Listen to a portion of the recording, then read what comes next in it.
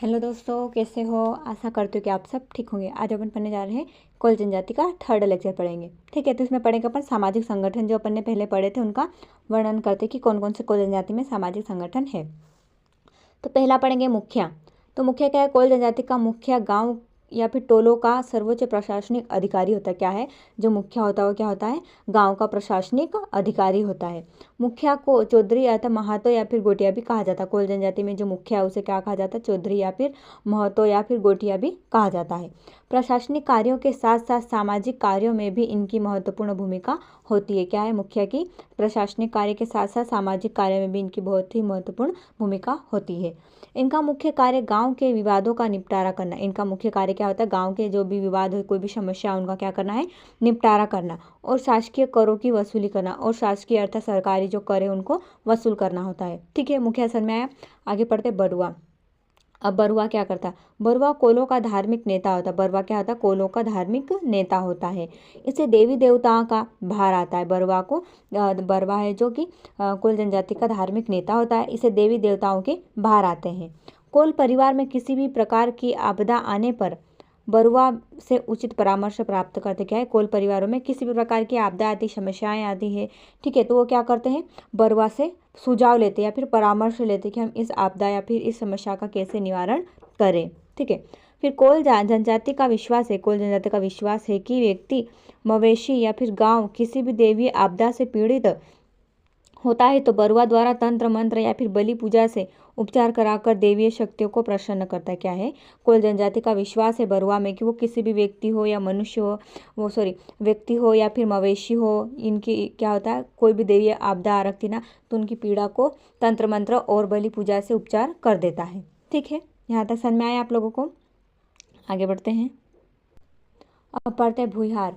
अब भूमिहार क्या करता है? तो भूमिहार कोलों के धार्मिक नेता बरुआ के बाद का दूसरा पद होता है। पहला पद क्या? धार्मिक नेता कौन होते हैं? तो कोलों के धार्मिक नेता बरुआ होते हैं, परंतु उसके दूसरा पद किसका होता है? भूमिहारा का दूसरा पद होता है। क्षेत्रीय प्रभाव के कारण भूमिहान को ओझा, पांडा या देवर भी कहा जाता है। क्या है कि क्षेत्र स्तर पर जिस जिस क्षेत्र में जाते हैं वहाँ भूमिहारा को अलग अलग नामों से जाना जाता है। ठीक है, जैसे अब अपन कोल जनजाति पढ़े तो उसमें कोल जनजाति को भूमिहार बोलते हैं, वैसे अन्य जनजाति पढ़ेंगे तो ओझा बोलेंगे, पांडा बोलेंगे, देवार बोलेंगे। ठीक है, उसी प्रकार। और भूमिहारा को जड़ी बूटी, तंत्र मंत्र और झाड़ फूक, पूजा पाठ एवं अनुष्ठानिक विधियों में परंगत होते हैं। क्या है? जो भूमिहारा है वो जड़ी बूटी को एकत्रित करता है, तंत्र मंत्र का काम भी करता, झाड़ फूक का काम भी करता, पूजा पाठ का भी, और अनुष्ठानिक विधियों में भी परंगत होते हैं। फिर आए न्योतिया। क्या है? न्योतिहा। न्योतिहा क्या करता है? तो कोल समाज में जन्म, छठी या फिर 12वां, शादी या फिर अन्य उत्सव के अवसरों पर सभी को निमंत्रण देने का कार्य करता है। न्योतिया क्या करता है? न्योतिया मतलब न्योता देते है ना, निमंत्रण देने का काम न्योतिया ही करता है। आगे आएंगे। अब अपन ने सामाजिक संगठन का वर्णन कर दिया था। अब पढ़ते अपन संगीत और नृत्य।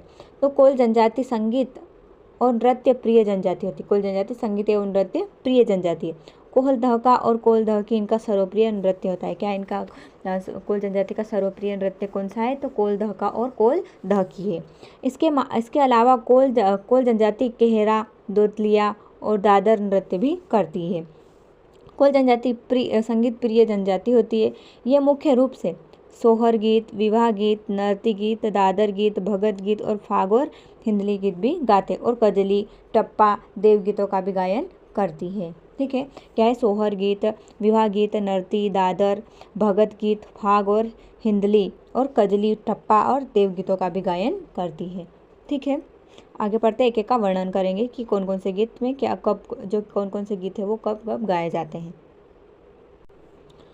तो अब सोहर गीत पहले पढ़ते हैं। सोहर गीत बच्चों के जन्म के समय गाए जाते हैं। सोहर गीत कब गाया जाता है? तो बच्चे के जन्म के समय गाया जाता है। विवाह गीत कब जाते हैं? विवाह के दौरान गाए जाने वाले गीतों को विवाह गीत कहते हैं। तो उसमें जैसे कि गारी, सोहाग, सनई, लवा परोसन और परछन पर गीत होते हैं। ठीक है, फिर आए दादर गीत। दादर गीत में क्या कहते हैं? बारात जब वधू के दरवाजे पर आती है। क्या है? बारात जब वधू के दरवाजे पर आती है उनके दौरान पुरुषों के द्वारा गाया जाने वाला दादर गीत होता है। पुरुषों के द्वारा जो गाया जाता है वो दादर गीत होता है और स्त्रियां इस पे नृत्य भी करती है। फिर केहरा गीत। केहरा गीत में क्या होता है? केहरा स्त्री पुरुष दोनों द्वारा गाया जाता है। केहरा है वो स्त्री और पुरुष दोनों के द्वारा गाया जाता है। फिर भगत गीत। नवरात्रि के दौरान गाए जाते हैं। नवरात्रि के दौरान भगत गीत गाए जाते हैं। कोल दह का नृत्य। कोल दह का नृत्य तो खुशी के अवसरों पर कोल जनजाति के द्वारा किए जाने वाले महत्वपूर्ण नृत्य होते हैं। कोल दह का और कोल दह के इनके सबसे महत्वपूर्ण नृत्य होते हैं। फिर केहरा नृत्य। तो ये केहरा नाच का प्रचलन सारे बुंदेलखंड में है। केहरा में स्त्री और पुरुष दोनों अलग अलग शैली में नाचते हैं। इनका प्रमुख ताल कहरवा होता है। क्या है केहरा? केहरा क्या होता है? केहरा नाच पूरे सारे बगलखंड में प्रचलित है। केहरा में स्त्री पुरुष दोनों अलग अलग शैलियों में नाचते हैं और इनका जो भी मुख्य कार्य क्या होता है, ताल क्या होता है, तो कहरवा ताल होती है इनकी। ठीक है, ये कहरवा इनकी ताल होती है। फिर दोतलिया या फिर नारदी नृत्य। तो यह नृत्य कोल जनजाति की स्त्रियों के द्वारा किया जाता है। यह नृत्य कोल जनजाति की स्त्रियों के द्वारा किया जाता है। तो अपन ने नृत्य भी और संगीत भी पढ़ लिए। अब पढ़ते अपन देवी देवताएं। अब इनमें कौन कौन से देवी देवता हैं? तो कोल जनजाति में कई देवी देवता हैं जिन पर वे अटूट विश्वास एवं आस्था रखते हैं। सबसे पहले पढ़ते ठाकुर देव। तो ये ग्राम देवता होते हैं। ये गांव के रक्षक भी होते हैं। क्या है? ग्राम के देवता भी होते हैं और गांव के रक्षक भी होते हैं। ठाकुर देव के बरुआ होते हैं। ठाकुर देव के क्या होते हैं? बरुआ होते हैं, जिन पर भाव आते हैं तथा ये गांव की विपत्तियां दूर करते हैं। क्या है? ठाकुर देव के ऊपर भाव आते हैं देवी देवता के, और क्या करते हैं? गांव की विपत्तियां उन्हें दूर करते हैं। गांव में महामारी आने पर ठाकुर देव की आराधना करते हैं। गांव में कोई भी महामारी आए, बीमारी आए तो क्या करते हैं? ठाकुर देव की आराधना करते हैं। ठाकुर देव का स्थान गाँव के बाहर किसी पेड़ के नीचे होता है। ठाकुर देव का जो निवास स्थान कहाँ होता है? किसी भी गाँव के बाहर पेड़ के नीचे होता है। फिर आए बड़का देव। बड़का देव क्या करते हैं? तो बड़का देव सभी वस्तुओं के व्याप्त होते हैं, इसीलिए महादेव बड़का देव के रूप में पूजनीय होते हैं।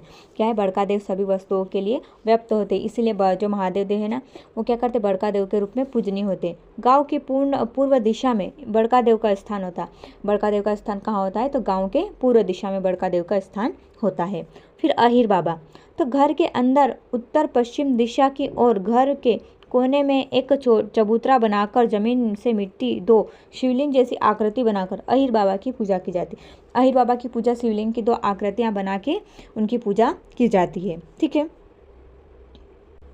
क्या है? शिवलिंग जैसी आकृति बनाकर अहिर बाबा की पूजा की जाती है। इनका विश्वास है कि अहिर बाबा घर के सब बड़े कार्य मतलब सबसे बड़े होते हैं, माना जाता है। फिर आए घासी घमसान देव।